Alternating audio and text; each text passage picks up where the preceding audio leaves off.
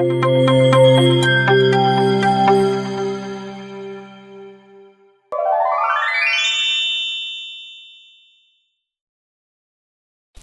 की चिलचिलाती धूप तालाब के पानी पर पड़ रही थी। पानी में सुनहरी चमक थी। गांव में सुबह की हलचल शुरू हो गई थी, लेकिन बड़े भाई रामकिशन के घर में हमेशा की तरह कड़क आवाज गूंज रही थी।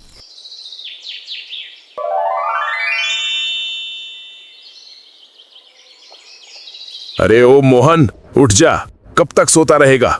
देख, मैं तुझसे बड़ा हूं। जब तक मैं जिंदा हूं तुझे आराम करने का हक नहीं।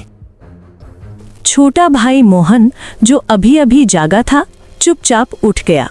उसकी पत्नी गीता भी डरकर खड़ी हो गई। मेरी ही छांव में रहकर पेट भरता है। घर भी मेरे नाम का, खेत भी मेरे नाम का। तेरा तो कुछ भी नहीं है मोहन। याद रख, अगर मेरा दिल बड़ा ना होता तो तू सड़क पर बैठा होता। पक्का, तेरी क्या औकात है? तू तो बस मेरा दिया हुआ एक टुकड़ा है जो भीख की तरह मैं तुझे डाल देता हूं। याद रख, अगर मेरा दिल इतना बड़ा ना होता तो आज तू सड़क पर भीख मांगता फिरता। रामकिशन हर रोज उसे ताने देता। मोहन चुप था। उसने कभी जवाब नहीं दिया। उसके माता पिता बचपन में ही चल बसे थे। बड़ा भाई ही उसे पाल पोस कर बड़ा कर लाया था। लेकिन जैसे जैसे रामकिशन की उम्र और दौलत बढ़ी, उसका दिल सिकुड़ता चला गया। देखिए जी, लू आने वाली है। कह दीजिए इस निकम्मे से, इस कामचोर से कि जल्दी से घर के बाहर की धूल साफ कर दे। सारे गांव वाले हमारे घर के सामने से ही तो गुजरते हैं। अगर रास्ता गंदा हो गया तो लोग क्या कहेंगे? कहेंगे इतने बड़े खेत, इतने मवेशी, इतना सोना रखने वाले रामकिशन के घर के आगे धूल भरी पड़ी है। लोग हंसेंगे हम पर। इज्जत का भी कोई मोल होता है, लेकिन इसको क्या फर्क पड़ता है? इसे तो बस रोटी चाहिए खाने को, चाहे घर की इज्जत मिट्टी में मिल जाए। सुन लिया ना मोहन, जा घर के आगे का रास्ता साफ कर। और सुन, मवेशियों के लिए चारा भी काट ला। मुझे खेत देखने जाना है, वहां भी काम होगा। मोहन चुपचाप बाहर निकल गया। उसका दिल भारी था। हर दिन भाई की बातें उसे तोड़ रही थीं, लेकिन फिर भी वो यही सोचता, भैया ने ही तो पाला है, उनका हक भी है डांटने का। गर्मी की लू अब तेज होने लगी थी। आसमान में आग उगलता सूरज था। तालाब का पानी भी घटने लगा था। बूढ़ी दादी कह रही थी, अरे तालाब का पानी और कम होगा आज। ईश्वर सबकी रक्षा करे। रामकिशन खेत की ओर निकल पड़ा। जाते जाते मोहन से बोला, सुन, अगर लू तेज हुई और तालाब का पानी भी सूख गया तो सबसे पहले मेरे मवेशी बचाना।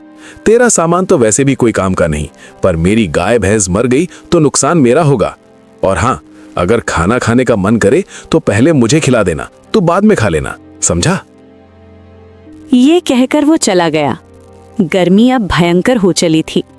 मोहन ने जल्दी जल्दी घर के बाहर का रास्ता साफ किया, फिर मवेशियों के लिए चारा काटने चला गया। मन ही मन उसने भगवान से कहा,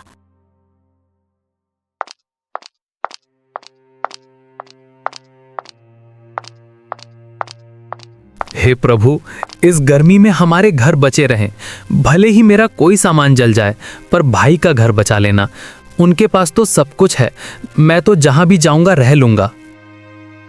उसकी दया और भोलापन देखकर मानो हवाएं भी रुक गईं। गर्मी और तेज होने लगी थी। जब रामकिशन वापस आया तो उसका मूड और भी खराब था। खेत का आधा हिस्सा गर्मी में झुलस चुका था। आते ही उसने देखा मोहन ने चारा नहीं काटा था।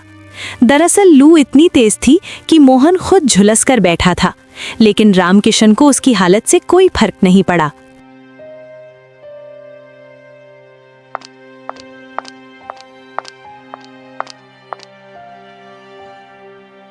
निकम्मे, जब देखो तब बैठा रहता है, चारा नहीं काटा। अब मवेशी भूखे मर जाएंगे तो किस काम का है आखिर? भाई, लू बहुत तेज थी, माफ कर दो, मैं अभी काट लाता हूं। रामकिशन की आंखों में घमंड और नफरत भर गई। उसने मोहन को धक्का दिया। मोहन गिर पड़ा। उसकी पत्नी गीता दौड़ती हुई आई, लेकिन रामकिशन ने उसे भी दूर धकेल दिया। उनका छोटा बेटा टीकू जोर जोर से रोने लगा। बस बहुत हो गया, आज से ये घर तेरा नहीं, निकल जा यहाँ से। मैं तुझ पर और तेरे परिवार पर एक दाना भी खर्च नहीं करूंगा। निकल जा मेरे घर से। भैया हाथ जोड़ती हूँ, ऐसा मत करो, गर्मी हो रही है, हम कहाँ जाएंगे इस वक्त। देखो भैया, हमारा तो कोई नहीं है, ये घर ही हमारा आसरा है। अगर इसे भी छोड़ देंगे तो छोटा बच्चा कहाँ सिर छुपाएगा। भैया भगवान के लिए, इतनी तेज धूप में, इस जलती गर्मी में कहाँ जाएंगे हम। आपको जो चाहे सजा दे दीजिए, काम का दोहरा बोझ दे दीजिए, लेकिन घर से मत निकालो। जहां मर्जी जाओ, धूप में झुलस मरना है तो मर जाओ, मुझे कोई फर्क नहीं पड़ता। ये घर मेरा है और इसमें रहने का हक भी सिर्फ मेरा है।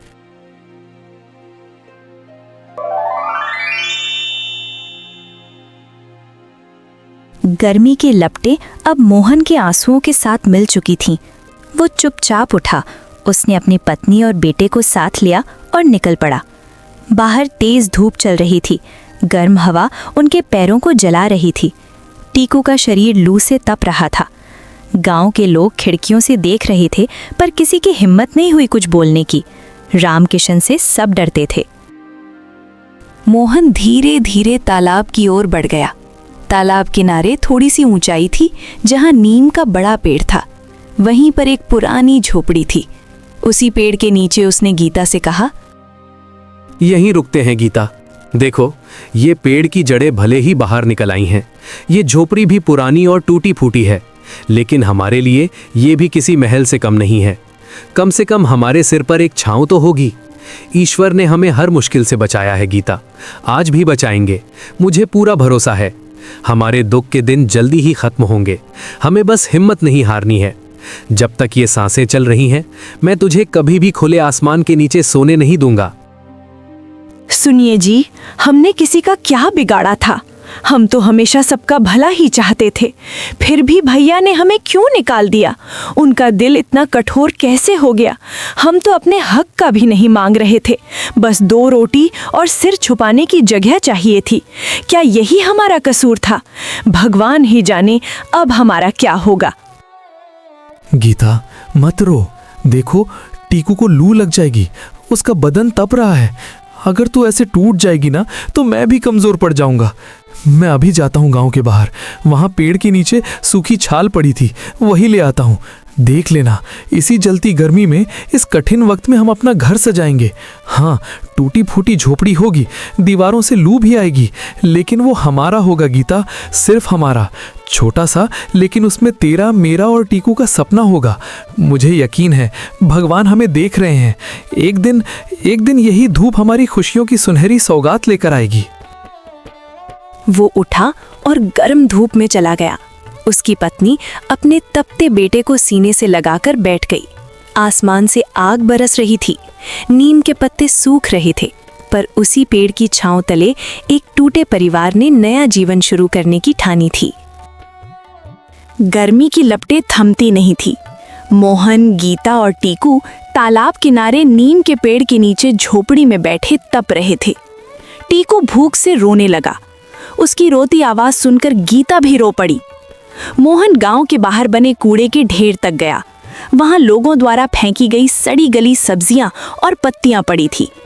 मोहन ने कांपते हाथों से उनमें से 2 आलू निकाले।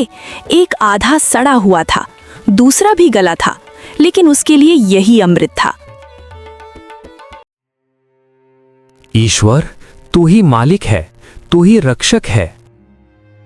उसने 2 और छोटे छोटे बैंगन उठाए, फिर वापस झोंपड़ी की ओर लौट पड़ा।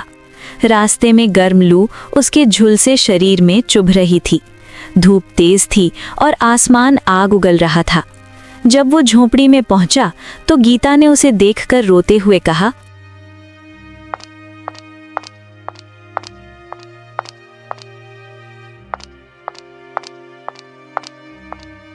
अरे तुम इस तेज धूप में निकल क्यों गए थे?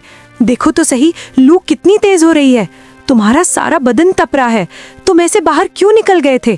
अगर तुम्हें कुछ हो गया तो हम कैसे जिएंगे? मुझे बहुत डर लग रहा है। गीता मत घबरा, आग तो नहीं जला सकते इस गर्मी में, पर देखो मैं कुछ आलू ले आया हूँ, इन्हें ऐसे ही खा लेना। भले ही कच्चे हैं, लेकिन तुम्हें और टीकू को थोड़ी ताकत तो मिलेगी। मैं ठीक हूँ गीता, मुझे भूख नहीं है, गर्मी भी नहीं लग रही। बस तुम दोनों खा लो, तुम्हें मजबूत रहना होगा। तुम्हारे लिए ही तुम्हें सांसें ले रहा हूँ। तभी अचानक जोरदार लू चली और झोपड़ी की आधी छत उड़ गई। टीकू डर से रोने लगा। गीता भी कांप गई। गर्मी का कहर बढ़ता ही जा रहा था। हर तरफ गर्मी की आग, लू की तेज हवाएं, सूखे पेड़ और उस वीरान झोपड़ी में 3 बेसहारा लोग। लेकिन मोहन का दिल कह रहा था, भगवान, मेरी सांसें ले लेना, पर इन्हें बचा लेना। ईश्वर, तू ही मालिक है, तू ही रक्षक है। तेरे ही भरोसे तो ये सांसें चल रही हैं। आज हमारे पास कुछ भी नहीं बचा, ना घर, ना ठिकाना, ना ही कोई सहारा। बस तेरा नाम है जिसके सहारे हम जी रहे हैं। हे प्रभु, अगर हमने कभी कोई पाप किया हो तो माफ़ कर देना, लेकिन मेरे बच्चों को इस जलती गर्मी और भूख से बचा लेना। तू ही हमारा सहारा है, तू ही हमें हिम्मत देता है। जब जब दुनिया ने मुंह मोड़ा है, तभी तेरा हाथ हमारे सिर पर महसूस हुआ है। इस बार भी हमें अकेला मत छोड़ना। उस रात उसने गर्मी में तपते हुए अपनी पत्नी और बेटे को सीने से लगाए आंखें बंद कर लीं। गर्म हवाएं जैसे उसके चेहरे पर पड़ते हुए कह रही थीं, संघर्ष तो अभी शुरू हुआ है। गर्मी लगातार 3 दिनों से थी। तालाब का पानी और कम होता जा रहा था। झोपड़ी की दीवारें गर्मी से दरक रही थीं। छप्पर से धूल झर रही थी। अंदर टीकू गर्मी और भूख से तप रहा था। गीता का भी बुरा हाल था। उसकी आंखों के नीचे काले गड्ढे पड़ गए थे। 3 दिनों से उनके पेट में भरपेट खाना नहीं गया था। सुनिए जी, अब क्या होगा? देखिए ना, ये झोपड़ी भी कब गिर जाए कुछ भरोसा नहीं। हर तरफ से गर्मी सता रही है। अगर ये गिर गई तो हम कहाँ जाएंगे?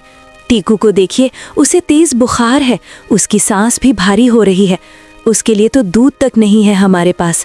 हम आखिर कब तक यूं ही जिंदा लाशों की तरह जीते रहेंगे? गीता, मैं भैया के पास जाऊंगा। जो भी हो, बच्चे की जान तो बचानी ही है। मैं उनसे थोड़ा सा दूध ही तो मांगूंगा। अगर उनका दिल पिघल जाए तो शायद टीकू बच जाए। भले ही मुझे कुछ भी सुनना पड़े, पर मैं जाऊंगा। सच कहूं तो अगर आपके भाई ने आपको आपके हिस्से की जमीन दी होती तो आज हमारे पास भी एक मजबूत घर होता। लेकिन उन्हें तो बस यही लगा कि आपको पाला पोसा है तो आपके माता पिता के हिस्से की जमीन पर भी उनका हक है। आपने भी तो कभी अपना हिस्सा नहीं मांगा। क्यों? क्या हमारी जिंदगी की कोई कीमत नहीं? गीता, भैया ने मुझे पाल पोस कर बड़ा किया है। मेरे माता पिता के जाने के बाद उन्होंने ही तो मुझे सहारा दिया। अगर इस एहसान के बदले उन्होंने मेरी जमीन ले ली तो क्या हुआ? मैं भाई से कभी अपना हिस्सा नहीं लेना चाहता। जो दिया ईश्वर ने दिया, जो नहीं दिया वो भी उनकी मर्जी। अगर मेरे नसीब में होगा तो ईश्वर खुद देंगे। लेकिन मैं अपने भाई से कुछ मांगकर उनका सर नहीं झुकाना चाहता। पर आज बच्चे की जान बचाने के लिए मुझे उनकी मदद लेने जाना ही होगा। मोहन के दिल में उम्मीद थी। वो दोपहर की जलती धूप में निकल पड़ा। रास्ते में गर्म मिट्टी उसके पैरों को जला रही थी। गांव के कच्चे रास्तों पर लू चल रही थी, लेकिन उसके कदम नहीं रुके। वो भाई के घर पहुंचा। दरवाजा बंद था। अंदर से बातों की आवाज आ रही थी। भैया, भैया, दरवाजा खोलो। अंदर रामकिशन अपनी पत्नी सावित्री के साथ बैठा ठंडा शरबत पी रहा था। अब ये कौन आ गया इस जलती दोपहर में? दिन भर की मेहनत के बाद चैन से बैठा भी नहीं जाता। हर वक्त कोई ना कोई मुसीबत दरवाजे पर आ खड़ी होती है। रामकिशन उठा, दरवाजा खोला। सामने मोहन को देखकर उसका चेहरा तमतमा गया। क्यों आया है यहाँ? क्या चाहिए तुझे इस वक्त? दिन हो या रात, हर वक्त भीख मांगने चला आता है, जैसे हमारी ही छाती पर मूंग दलनी है तुझे। बोल, क्यों आया है? भैया, टीकू को तेज बुखार है।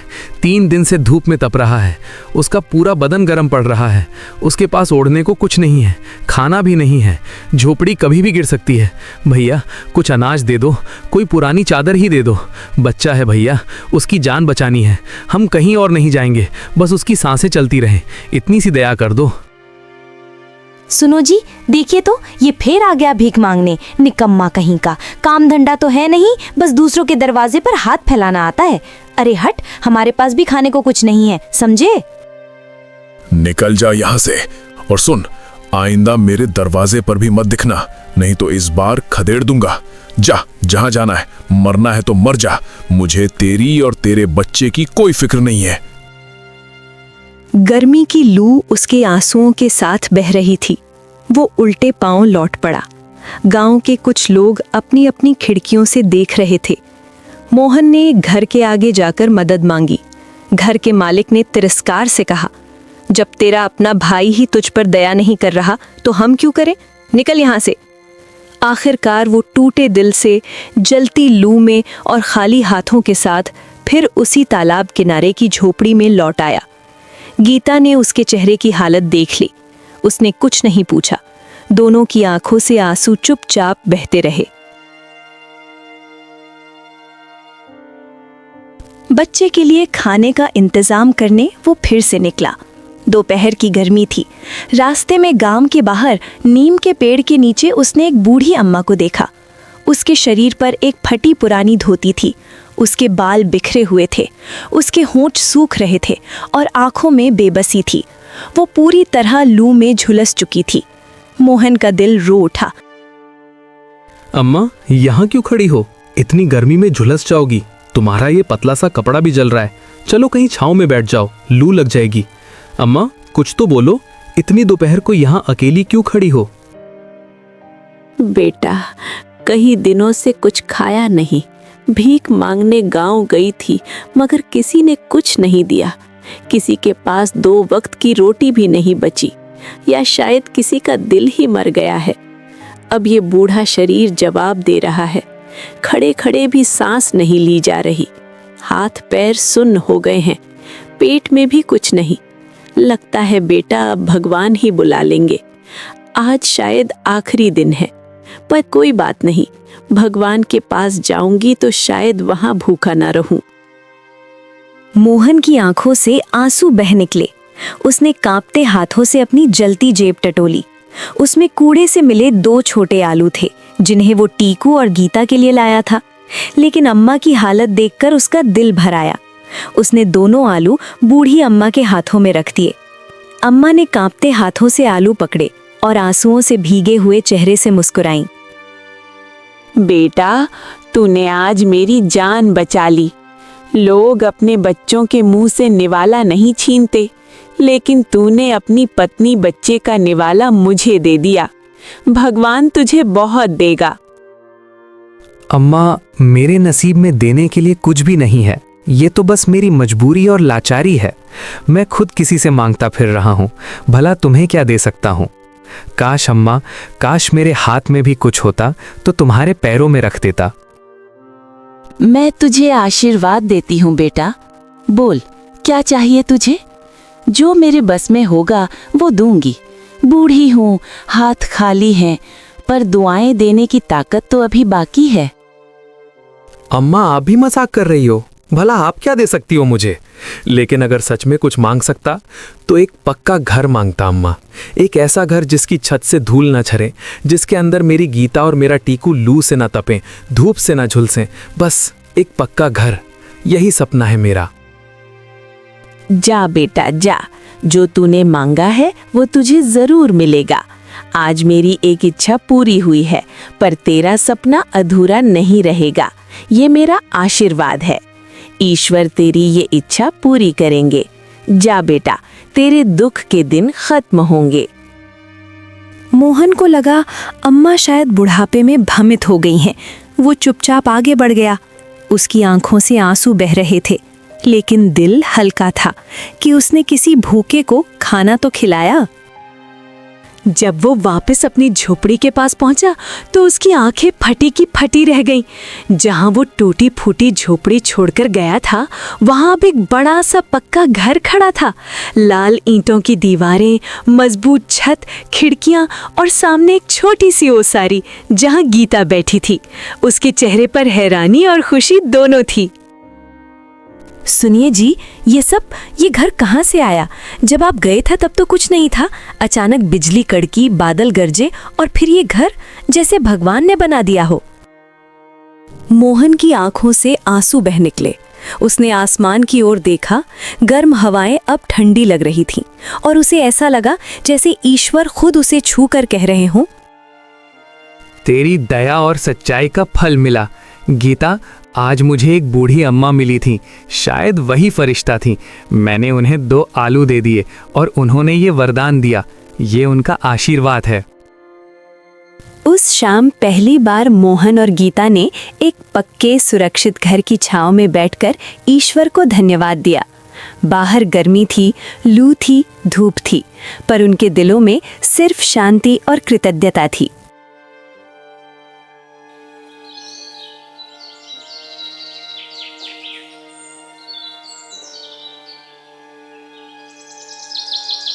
अगले दिन गांव में हल्ला मच गया। हर कोई यही चर्चा कर रहा था। अरे वो तालाब किनारे वाला मोहन, उसकी टूटी झोपड़ी की जगह बड़ा सा पक्का घर बन गया है, वो भी रातों रात। कहते हैं किसी बूढ़ी अम्मा ने उसे वरदान दिया, किस्मत बदल गई उसकी। ये बात रामकिशन और उसकी पत्नी सावित्री के कानों तक भी पहुंची। वे दोनों दरवाजे पर बैठे थे। तभी एक औरत ने आकर कहा, भाभी सुना, मोहन का घर बन गया, वो भी बड़ा सा पक्का घर। किसी बूढ़ी साध्वी ने चमत्कार कर दिया, अब वो आराम से रहेगा। देखा जी, जिस निकम्मे को अपने घर से निकाला वो आज राजा बन बैठा। सब गांव वाले भी उसकी बढ़ाई कर रहे हैं। अगर उसने उस बूढ़ी को कुछ दे दिया और चमत्कार मिल गया तो हम क्यों ना ढूंढे उसे, हमें भी वरदान मिल जाएगा। चलो उसे ढूंढते हैं। किस बूढ़ी ने उसकी किस्मत बदल दी। हम भी देंगे कुछ और मांगेंगे, अपनी फसल की रक्षा, जमीन का विस्तार और भी बहुत कुछ।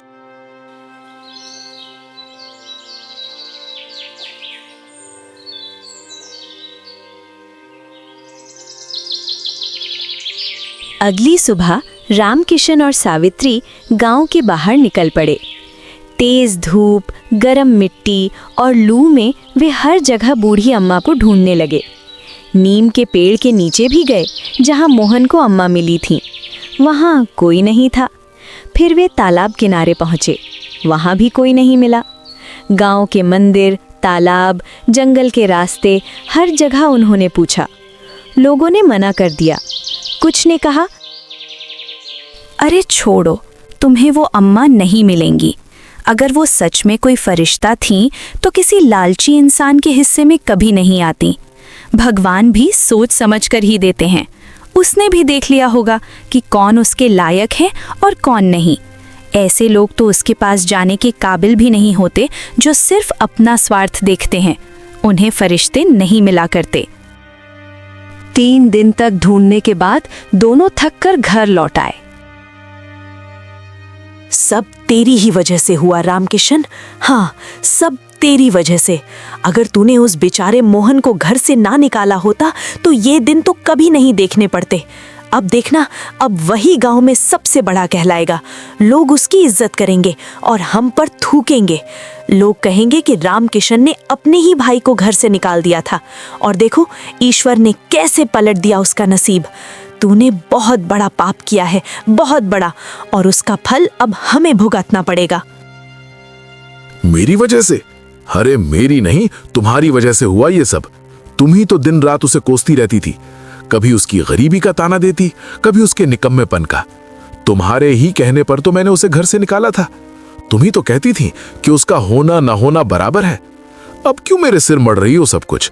सच तो ये है कि तुमने ही मेरा दिल जला दिया था उसके खिलाफ। अब भुगतो।